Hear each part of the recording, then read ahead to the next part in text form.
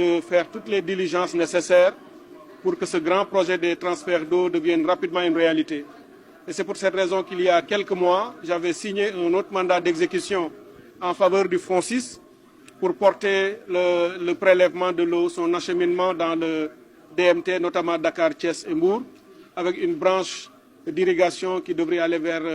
les Niayes, mais également une très grande branche d'une grande importance qui, à partir de Pekes, devait faire un piquage vers la ville sainte de Touba sur environ 60 km. Avec le grand transfert qui va acheminer de l'eau jusqu'à la porte de Touba,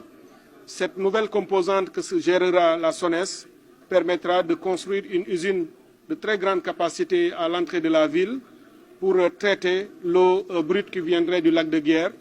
avec même une centrale photovoltaïque qui sera installée pour gérer et garantir l'autonomie des installations, mais également impacter le coût de l'eau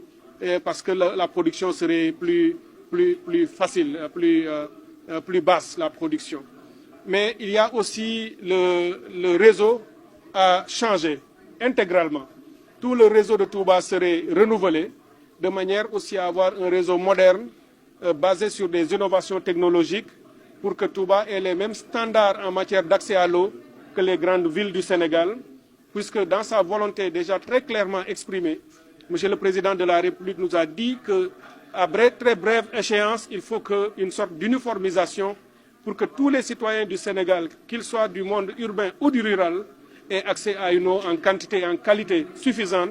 Le Président de la République, répondant à la demande du Khalife général Sëñ Mountakha Mbacké, qui disait qu'il voudrait, dans les meilleurs délais, que l'eau de Touba soit réglée à partir de l'eau du lac de Guiers. Et le Président de la République y a immédiatement répondu en lui faisant cette promesse. Le Premier ministre, par la suite, a insisté là-dessus et nous a donné également les instructions pour accélérer et diligenter la procédure. Et aujourd'hui, cela se concrétise par la signature